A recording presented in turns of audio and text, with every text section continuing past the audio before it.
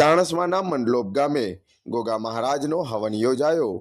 ચાણસ્મા તાલુકાના મંડલોપ ગામે આવેલા ફાર્મ હાઉસ ઉપર બિરાજમાન ગોગા મહારાજના મંદિરે સ્વ રામાભાઈ રેવીદાસ પટેલ પરિવાર દ્વારા હવનનું આયોજન કરવામાં આવ્યું હતું, જેમાં મોટી સંખ્યામાં ધર્મપ્રેમી લોકો દર્શનાર્થે ઉમટ્યા હતા અને હવનની પૂર્ણાહુતિ બાદ ભોજન પ્રસાદનું આયોજન કરવામાં આવ્યું હતું।